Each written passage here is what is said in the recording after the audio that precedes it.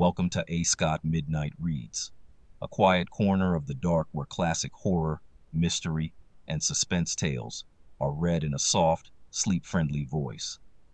If you enjoy this kind of slow, atmospheric storytelling, like, comment, subscribe, and tap the notifications for future uploads. And if, like me, you keep a sleep playlist, feel free to add this video to your nightly rotation. Thanks for listening. Tonight's story is The Body-Snatcher by Robert Louis Stevenson, a grim account of medicine and procurement where ambition gives way to complicity and the dead refuse to remain silent in the company of the living. Settle in, let your thoughts drift, and let the dark do the rest. Good night. All night. For all nights. The Body-Snatcher, written by Robert Louis Stevenson. Every night in the year, 4 of us sat in the small parlour of the George at Debenham, the undertaker and the landlord and Fettes and myself. Sometimes there would be more, but blow high, blow low, come rain or snow or frost, we 4 would be each planted in his own particular armchair. Fettes was an old, drunken Scotchman, a man of education, obviously, and a man of some property since he lived in idleness. He had come to Debenham years ago while still young, and by a mere continuance of living, had grown to be an adopted townsman. His blue camlet cloak was a local antiquity like the church spire. His place in the parlour at the George, his absence from church, his old, crapulous, disreputable vices were all things of course in Debenham. He had some vague radical opinions and some fleeting infidelities, which he would now and again set forth and emphasize with tottering slaps upon the table. He drank rum, 5 glasses regularly every evening, and for the greater portion of his nightly visit to the George sat, with his glass in his right hand, in a state of melancholy alcoholic saturation. We called him the doctor, for he was supposed to have some special knowledge of medicine and had been known, upon a pinch, to set a fracture or reduce a dislocation. But beyond these slight particulars, we had no knowledge of his character and antecedents. One dark winter night, it had struck 9 some time before the landlord joined us. There was a sick man in the George. A great neighbouring proprietor suddenly struck down with apoplexy on his way to Parliament, and the great man's still greater London doctor had been telegraphed to his bedside. It was the first time that such a thing had happened in Debenham, for the railway was but newly open, and we were all proportionately moved by the occurrence. "He's come," said the landlord after he had filled and lighted his pipe. "He?" said I. "Who? Not the doctor?" "Himself," replied our host. "What is his name?" "Dr. Macfarlane," said the landlord. Fettes was far through his 3rd tumbler, stupidly fuddled, now nodding over, now staring mazily around him, but at the last word he seemed to awaken and repeated the name Macfarlane twice, quietly enough the first time, but with sudden emotion at the second. "Yes," said the landlord. "That's his name, Dr. Wolfe Macfarlane." Fettes became instantly sober, his eyes awoke, his voice became clear, loud and steady, his language forcible and earnest. We were all startled by the transformation, as if a man had risen from the dead. "I beg your pardon," he said. "I'm afraid I have not been paying much attention to your talk. Who is this Wolfe Macfarlane?" And then, when he had heard the landlord out, it cannot be," he added, "and yet I would like well to see him face to face." "Do you know him, doctor?" asked the undertaker with a gasp. "God forbid," was the reply, "and yet the name is a strange one. It were too much to fancy too. Tell me, landlord, is he old?" said the host. "He's not a young man, to be sure, and his hair is white, but he looks younger than you." "He is older, though, years older." But with a slap upon the table, "It's the rum you see in my face, rum and sin. This man, perhaps, may have an easy conscience and a good digestion. Conscience, hear me speak. You would think I was some good, old, decent Christian, would you not? But no, not I. I never canted. Voltaire might have canted if he'd stood in my shoes, but the brains, with a rattling fillip on his bald head, the brains were clear and active, and I saw and made no deductions. If you know this doctor, I venture to remark after a somewhat awful pause, I should gather that you do not share the landlord's good opinion." Fetz paid no regard to me. "Yes," he said with sudden decision, "I must see him face to face."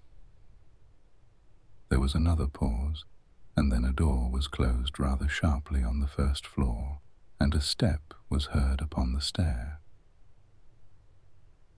"That's the doctor," cried the landlord. "Look sharp, and you can catch him." It was but 2 steps from the small parlour to the door of the old George Inn. The wide oak staircase landed almost in the street. There was room for a turkey rug and nothing more between the threshold and the last round of the descent. But this little space was every evening brilliantly lit up, not only by the light upon the stair and the great signal lamp below the sign, but by the warm radiance of the bar-room window. The George thus brightly advertised itself to passers-by in the cold street. Fetz walked steadily to the spot, and we, who were hanging behind, beheld the 2 men meet, as one of them had phrased it, face to face. Dr. Macfarlane was alert and vigorous. His white hair set off his pale and placid, although energetic, countenance. He was richly dressed in the finest of broadcloth and the whitest of linen, with a great gold watch chain and studs and spectacles of the same precious material. He wore a broad-folded tie, white and speckled with lilac, and he carried on his arm a comfortable driving coat of fur. There was no doubt but he became his years, breathing as he did of wealth and consideration, and it was a surprising contrast to see our parlour sot, bald, dirty, pimpled, and robed in his old camlet cloak, confront him at the bottom of the stairs. "Macfarlane," he said somewhat loudly, more like a herald than a friend. The great doctor pulled up short on the 4th step, as though the familiarity of the address surprised and somewhat shocked his dignity. "Toddy Macfarlane," repeated Fetters. The London man almost staggered. He stared for the swiftest of seconds at the man before him, glanced behind him with a sort of scare, and then in a startled whisper, "Fetz," he said, "you." "I," said the other, "me. Did you think I was dead too? We are not so easy shut of our acquaintance." "Hush, hush," exclaimed the doctor. "Hush, hush. This meeting is so unexpected. I can see you are unmanned. I hardly knew you, I confess, at first. But I am overjoyed to have this opportunity. For the present it must be how do you do and goodbye in one, for my fly is waiting and I must not fail the train. But you shall let me see, yes, you shall give me your address, and you can count on early news of me. We must do something for you, Fetters. I fear you are out at elbows, but we must see to that for Auld Lang Syne, as once we sang at suppers." "Money," cried Fetters. "Money from you. The money that I had from you is lying where I cast it in the rain." Dr. Macfarlane had talked himself into some measure of superiority and confidence, but the uncommon energy of this refusal cast him back into his first confusion. A horrible, ugly look came and went across his almost venerable countenance. "My dear fellow," he said, Be it as you please, my last thought is to offend you. I would intrude on none. I will leave you my address, however. I do not wish it. I do not wish to know the roof that shelters you, interrupted the other. I heard your name. I feared it might be you. I wished to know if after all there were a God. I know now that there is none. Begone. He still stood in the middle of the rug between the stair and doorway, and the great London physician, in order to escape, would be forced to step to one side. It was plain that he hesitated before the thought of this humiliation. White as he was, there was a dangerous glitter in his spectacles, but while he still paused uncertain, he became aware that the driver of his fly was peering in from the street at this unusual scene, and caught a glimpse at the same time of our little body from the parlor, huddled by the corner of the bar. The presence of so many witnesses decided him at once to flee.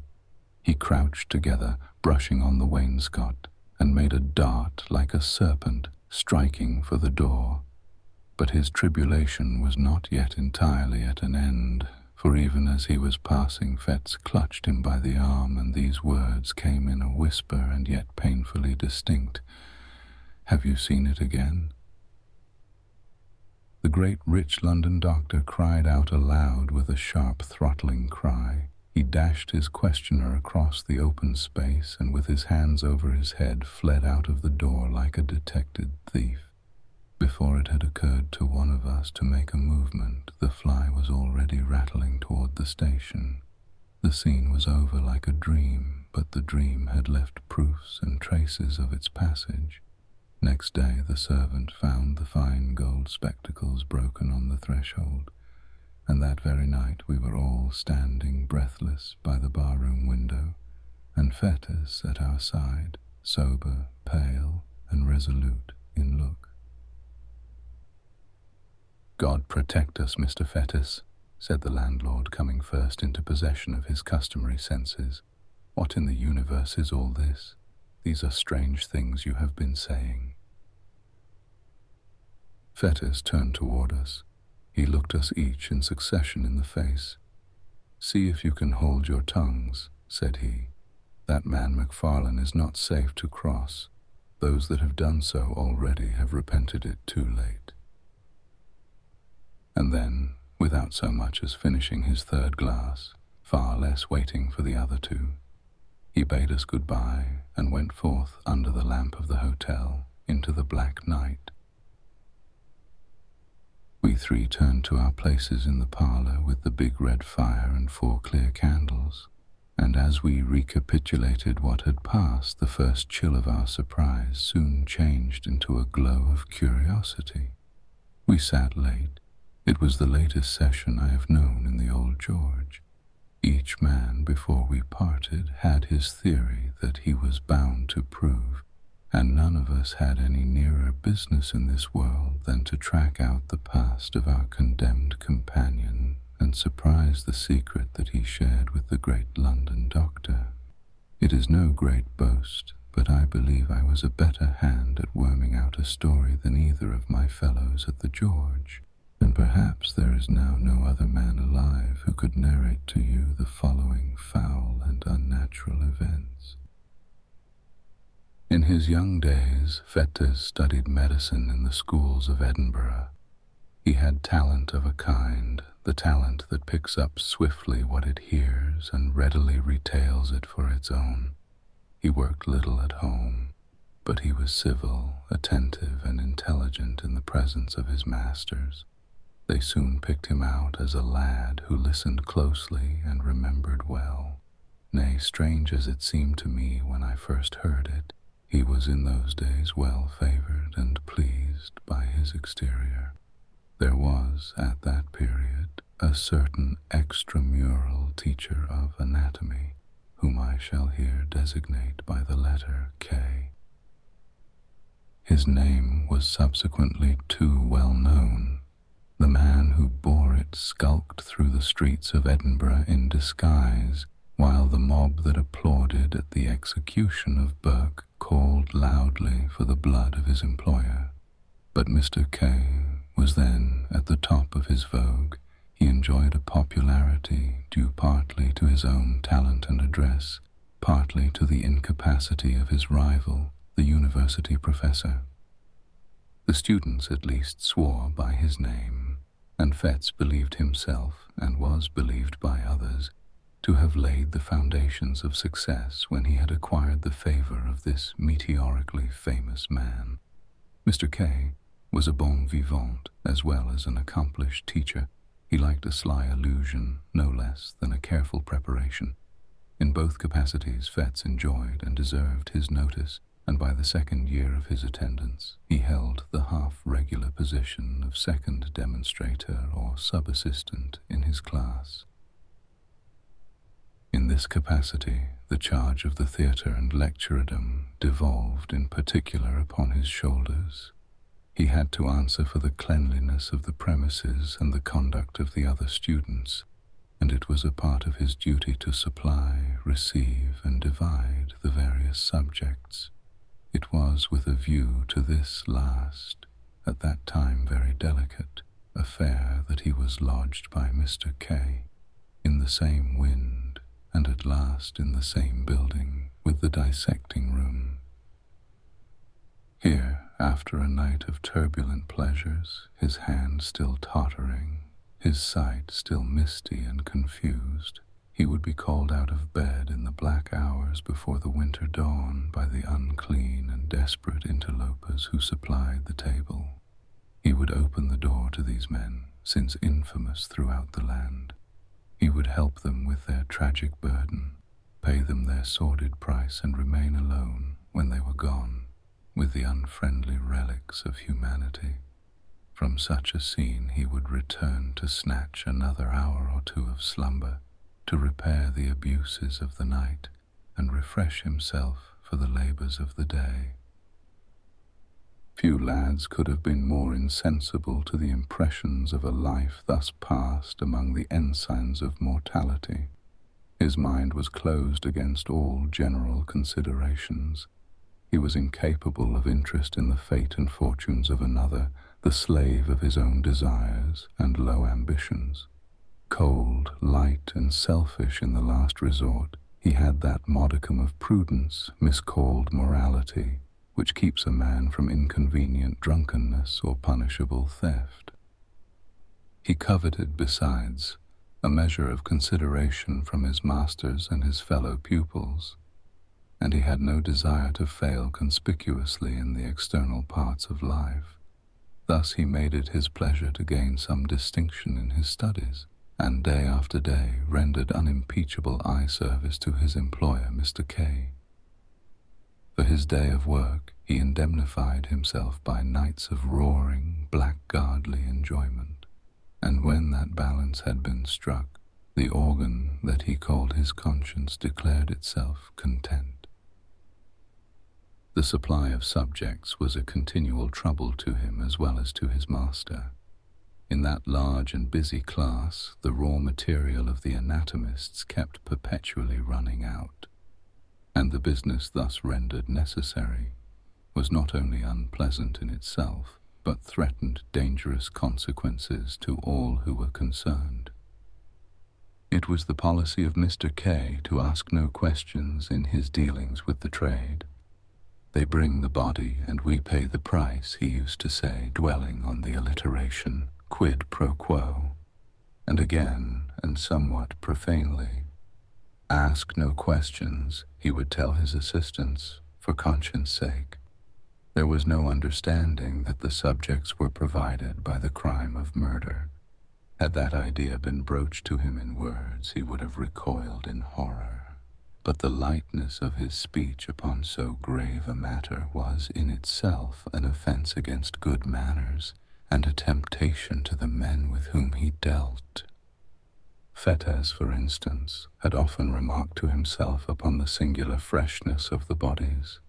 He had been struck again and again by the hangdog, abominable looks of the ruffians who came to him before the dawn, and putting things together clearly in his private thoughts, he perhaps attributed a meaning too immoral and too categorical to the unguarded counsels of his master.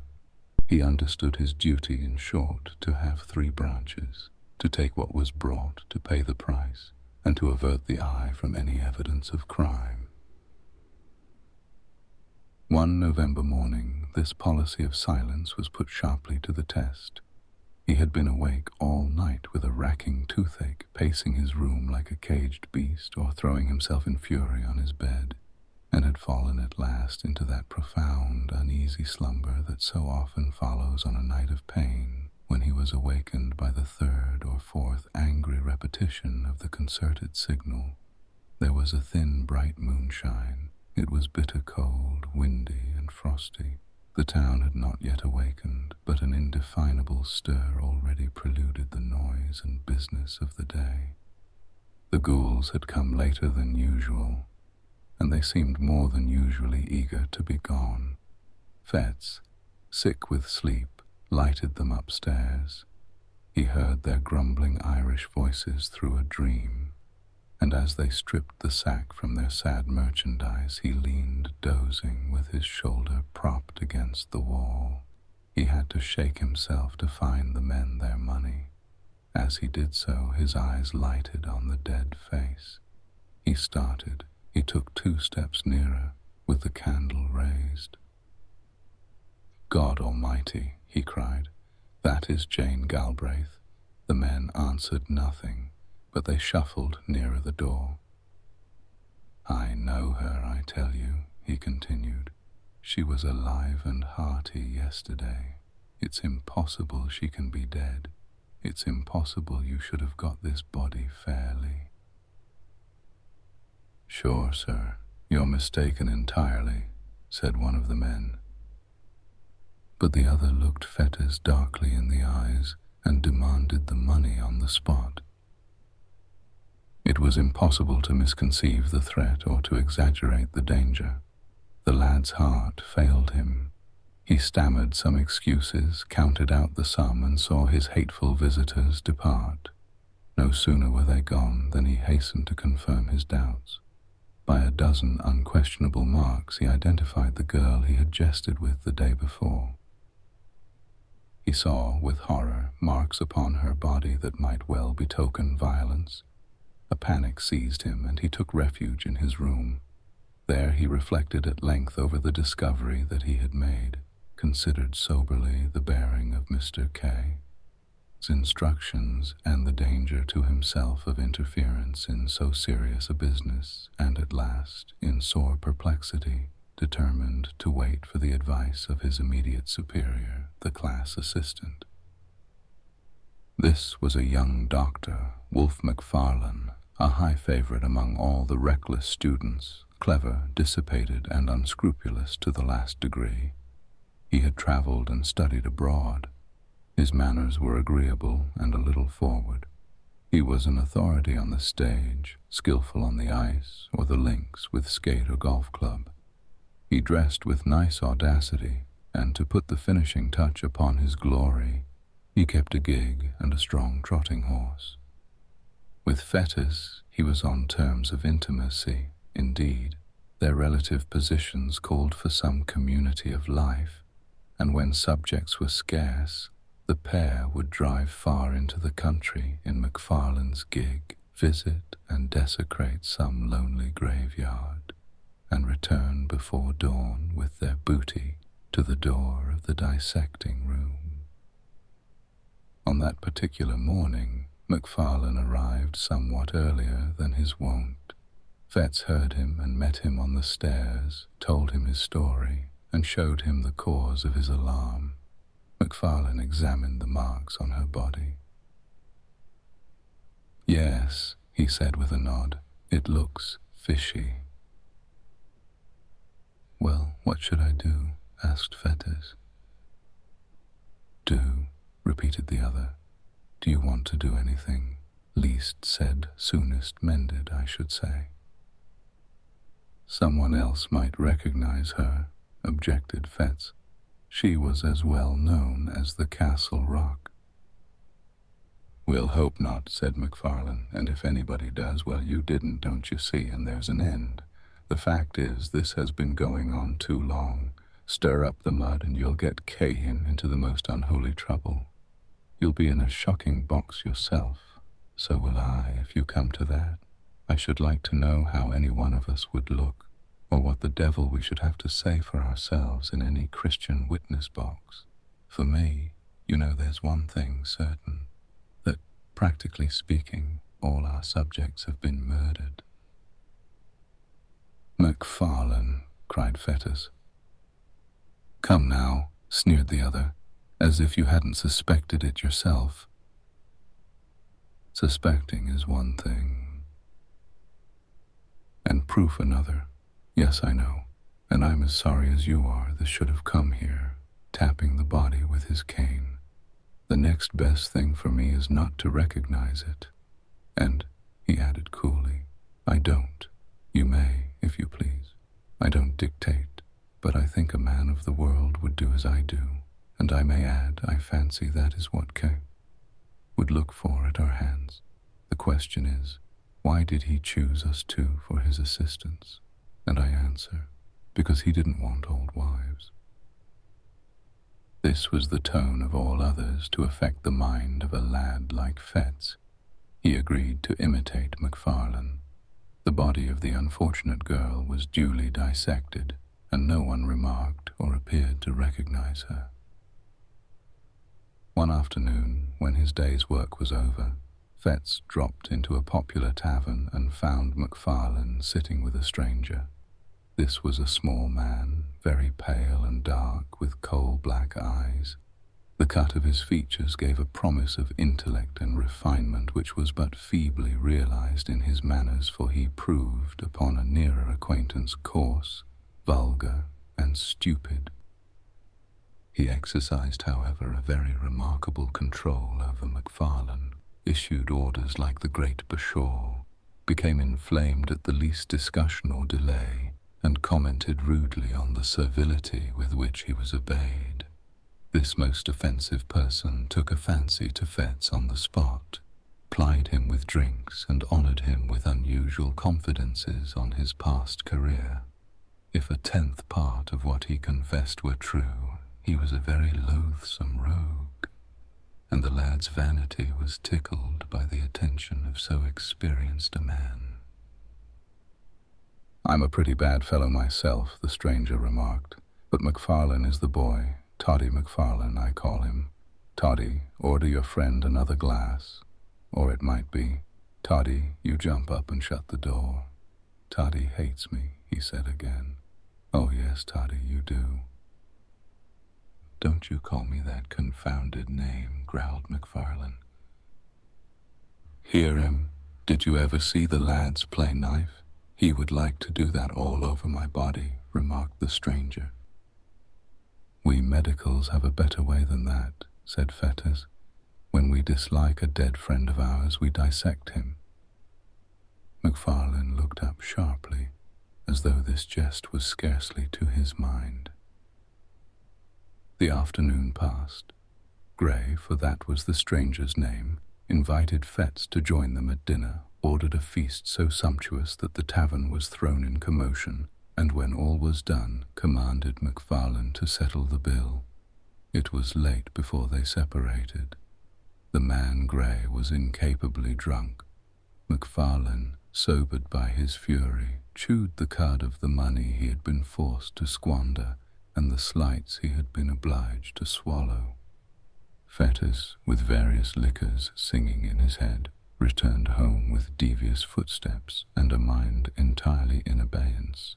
Next day MacFarlane was absent from the class, and Fetters smiled to himself as he imagined him still squiring the intolerable Gray from tavern to tavern. As soon as the hour of liberty had struck, he posted from place to place in quest of his last night's companions. He could find them, however, nowhere, so returned early to his rooms, went early to bed, and slept the sleep of the just. At 4 in the morning, he was awakened by the well-known signal. Descending to the door, he was filled with astonishment to find MacFarlane with his gig, and in the gig one of those long and ghastly packages with which he was so well acquainted. "What?" he cried. "Have you been out alone? How did you manage?" But McFarlane silenced him roughly, bidding him turn to business. When they had got the body upstairs and laid it on the table, McFarlane made at first as if he were going away. Then he paused and seemed to hesitate, and then, "You had better look at the face," said he, in tones of some constraint. "You had better," he repeated, as Fetters only stared at him in wonder. "But where and how and when did you come by it?" cried the other. "Look at the face," was the only answer. Fetters was staggered. Strange doubts assailed him. He looked from the young doctor to the body, and then back again. At last, with a start, he did as he was bidden. He had almost expected the sight that met his eyes, and yet the shock was cruel. To see, fixed in the rigidity of death and naked on that coarse layer of sackcloth, the man whom he had left well clad and full of meat and sin upon the threshold of a tavern, awoke, even in the thoughtless Fetters, some of the terrors of the conscience. It was a crass tibi which re-echoed in his soul that two whom he had known should have come to lie upon these icy tables. Yet these were only secondary thoughts. His first concern regarded Wolfe. Unprepared for a challenge so momentous, he knew not how to look his comrade in the face.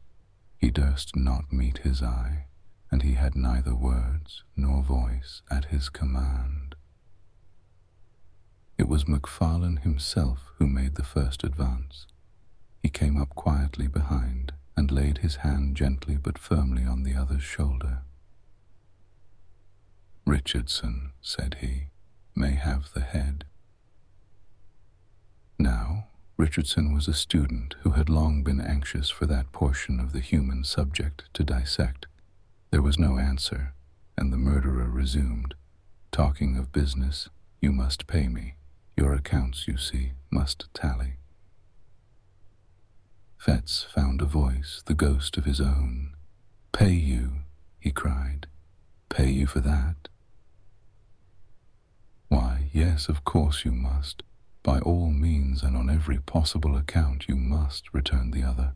"I dare not give it for nothing. You dare not take it for nothing. It would compromise us both. This is another case like Jane Galbraith's. The more things are wrong, the more we must act as if all were right.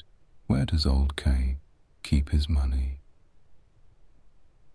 "There," answered Fetters hoarsely, pointing to a cupboard in the corner. "Give me the key, then," said the other calmly, holding out his hand. There was an instant's hesitation, and the die was cast. McFarlane could not suppress a nervous twitch, the infinitesimal mark of an immense relief, as he felt the key between his fingers.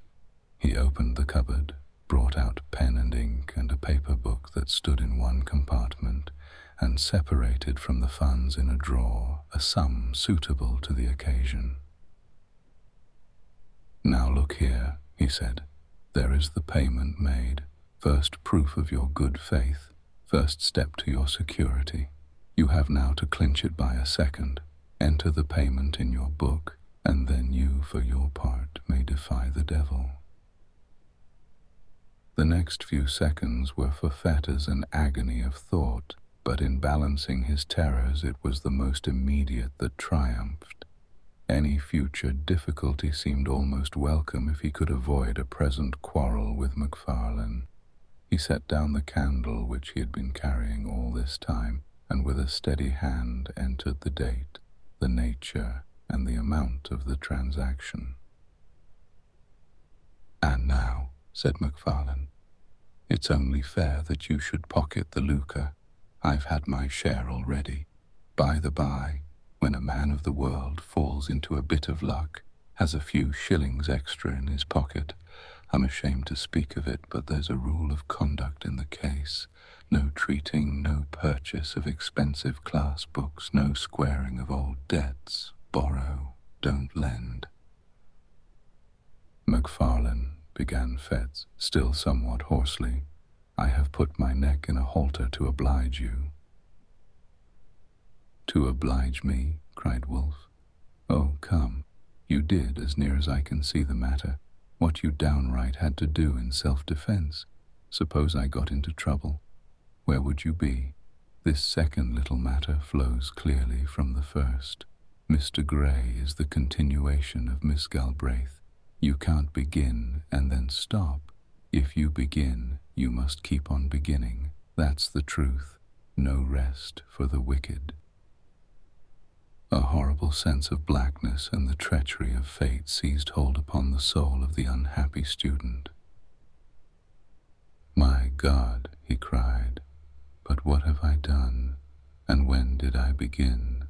To be made a class assistant in the name of reason, where's the harm in that? Service wanted the position, Service might have got it. Would he have been where I am now?" "My dear fellow," said McFarlane, "what a boy you are. What harm has come to you? What harm can come to you if you hold your tongue? Why, man, do you know what this life is? There are two squads of us, the lions and the lambs.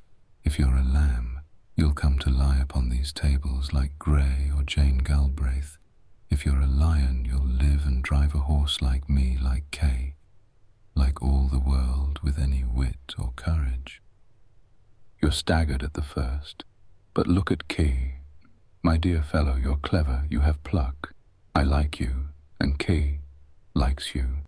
You were born to lead the hunt, and I tell you, on my honor and my experience of life, 3 days from now you'll laugh at all these scarecrows like a high school boy at a farce." And with that, McFarlane took his departure and drove off up the wind in his gig to get under cover before daylight. Fettes was thus left alone with his regrets. He saw the miserable peril in which he stood involved. He saw with inexpressible dismay that there was no limit to his weakness, and that from concession to concession he had fallen from the arbiter of McFarlane's destiny to his paid and helpless accomplice. He would have given the world to have been a little braver at the time, but it did not occur to him that he might still be brave. The secret of Jane Galbraith and the cursed entry in the daybook closed his mouth. Hours passes, the class began to arrive. The members of the unhappy Gray were dealt out to one and to another and received without remark.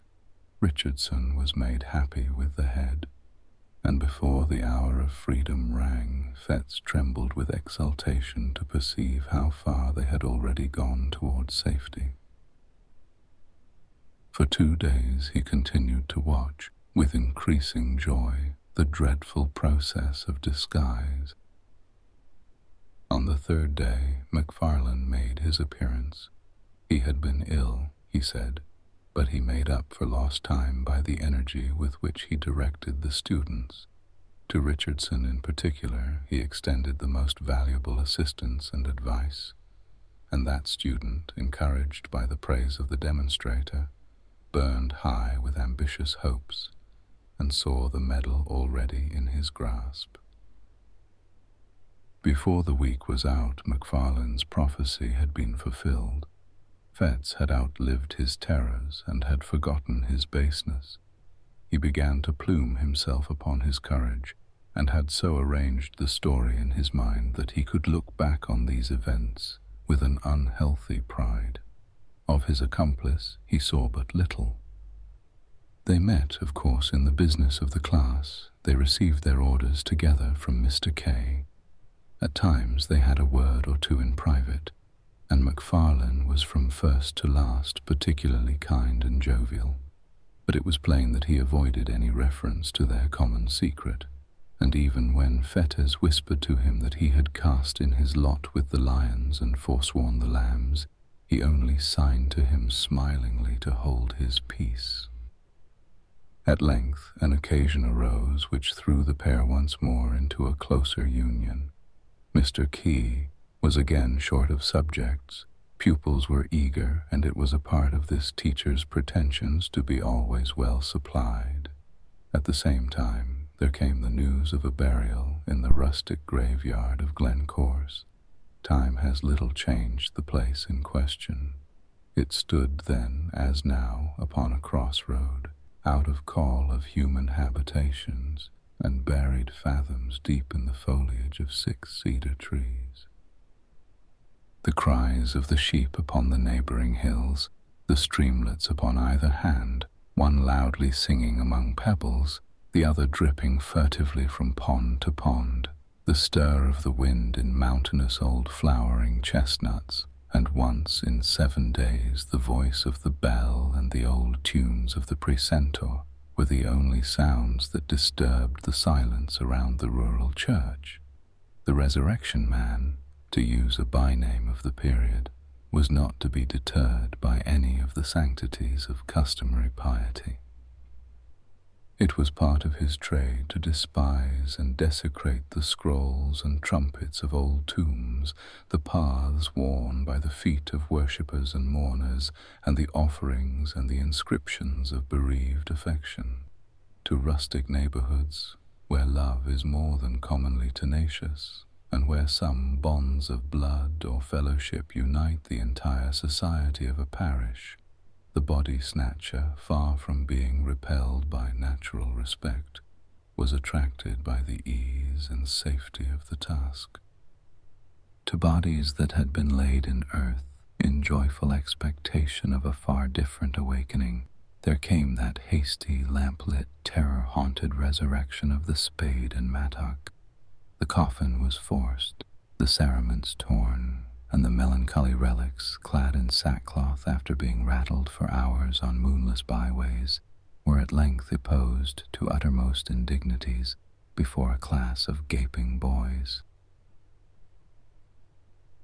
Somewhat as 2 vultures may swoop upon a dying lamb, Fetz and McFarlane were to be let loose upon a grave in that green and quiet resting place. The wife of a farmer, a woman who had lived for 60 years, and been known for nothing but good butter and a godly conversation, was to be rooted from her grave at midnight and carried dead and naked to that faraway city that she had always honored with her Sunday's best. The place beside her family was to be empty till the crack of doom, her innocent and almost venerable members to be exposed to that last curiosity of the anatomist. Late one afternoon the pair set forth, well wrapped in cloaks and furnished with a formidable bottle. It rained without remission, a cold, dense, lashing rain. Now and again there blew a puff of wind, but these sheets of falling water kept it down. Bottle and all, it was a sad and silent drive as far as Penicuik, where they were to spend the evening. They stopped once to hide their implements in a thick bush not far from the churchyard, and once again at the Fisher's Tryst, to have a toast before the kitchen fire and vary their nips of whiskey with a glass of ale. When they reached their journey's end, the gig was housed, the horse was fed and comforted, and the 2 young doctors in a private room sat down to the best dinner and the best wine the house afforded. The lights, the fire, the beating rain upon the window, the cold, incongruous work that lay before them, added zest to their enjoyment of the meal. With every glass their cordiality increased. Soon McFarlane handed a little pile of gold to his companion. "A compliment," he said. "Between friends these little accommodations ought to fly like pipe lights." Fetz pocketed the money and applauded the sentiment to the echo. "You are a philosopher," he cried. "I was an ass till I knew you. You and came between you, by the Lord Harry, but you'll make a man of me." "Of course we shall," applauded McFarlane. "A man? I tell you it required a man to back me up the other morning. There are some big, brawling 40-year-old cowards who would have turned sick at the look of the thing, but not you. You kept your head. I watched you. Well, and why not? Vetters thus vaunted himself. It was no affair of mine. There was nothing to gain on the one side but disturbance, and on the other I could count on your gratitude, don't you see? And he slapped his pocket till the gold pieces rang. McFarlane somehow felt a certain touch of alarm at these unpleasant words. He may have regretted that he had taught his young companion so successfully, but he had no time to interfere, for the other noisily continued in this boastful strain. The great thing is not to be afraid. Now, between you and me, I don't want to hang, that's practical. But for all cant, McFarlane, I was born with a contempt. Hell, God, devil, right, wrong, sin, crime, and all the old gallery of curiosities. They may frighten boys, but men of the world, like you and me, despise them. Here's to the memory of Gray. It was by this time growing somewhat late. The gig, according to order, was brought round to the door with both lamps brightly shining, and the young men had to pay their bill and take the road. They announced that they were bound for Peebles, and drove in that direction till they were clear of the last houses of the town.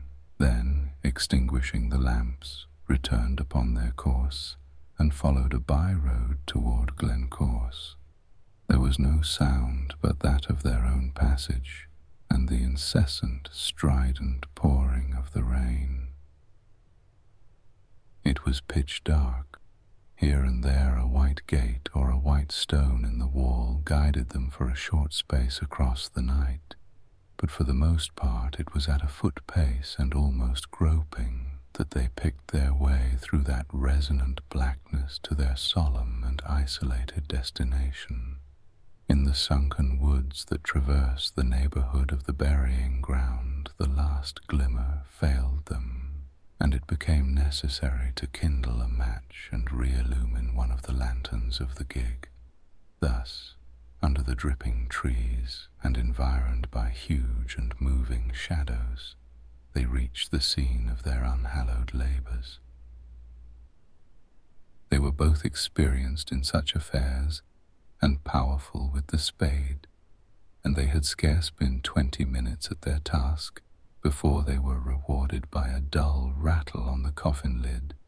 At the same moment McFarlane, having hurt his hand upon a stone, flung it carelessly above his head.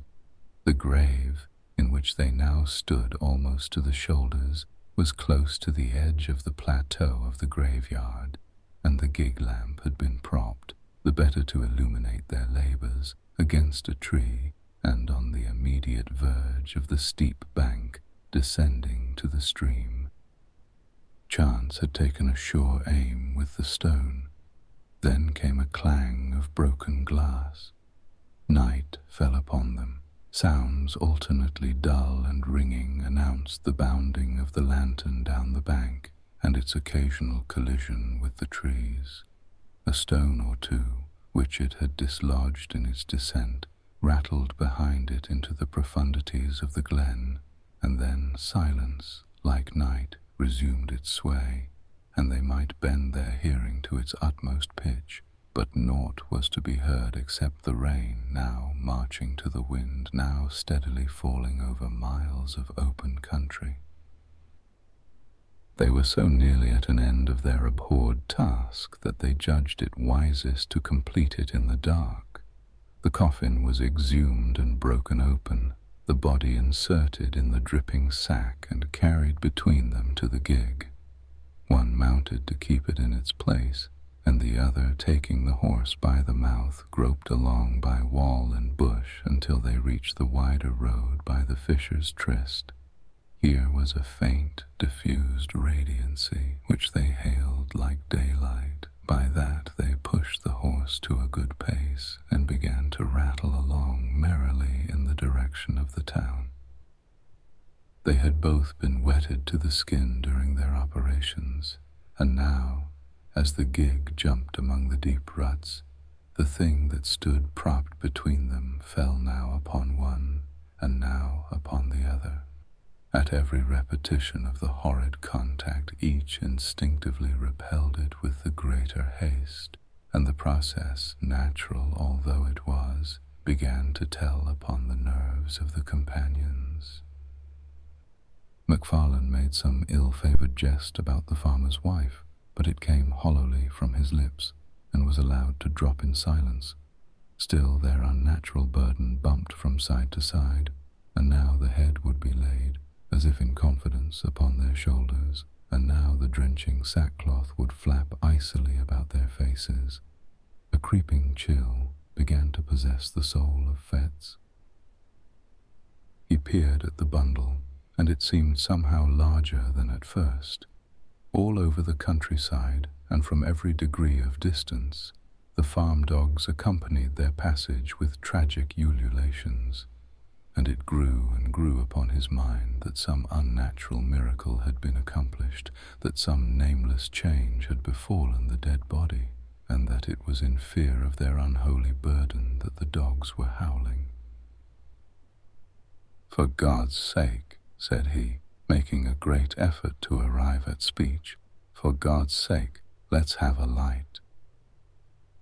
Seemingly, MacFarlane was affected in the same direction, for though he made no reply, he stopped the horse, passed the reins to his companion, got down, and proceeded to kindle the remaining lamp.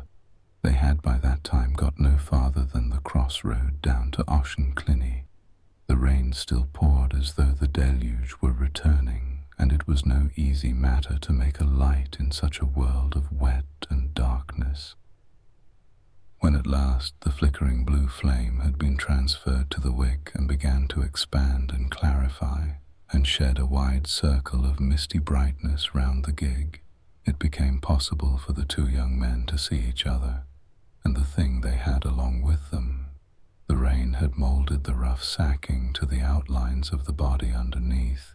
The head was distinct from the trunk, the shoulders plainly modelled. Something at once spectral and human riveted their eyes upon the ghastly comrade of their drive. For some time, MacFarlane stood motionless, holding up the lamp. A nameless dread was swathed like a wet sheet about the body, and tightened the white skin upon the face of Fetz. A fear that was meaningless, a horror of what could not be, kept mounting to his brain. Another beat of the watch, and he had spoken, but his comrade forestalled him. "That is not a woman," said MacFarlane in a hushed voice. "It was a woman when we put her in," whispered Fetz. "Hold that lamp," said the other. "I must see her face." And as Fetz took the lamp, his companion untied the fastenings of the sack and drew down the cover from the head. The light fell very clear upon the dark, well-moulded features and smooth-shaven cheeks of a too familiar countenance often beheld in dreams of both of these young men. A wild yell rang up into the night. Each leaped from his own side into the roadway. The lamp fell, broke, and was extinguished, and the horse, terrified by this unusual commotion, bounded and went off toward Edinburgh at a gallop, bearing along with it, sole occupant of the gig, the body of the dead and long dissected Grey.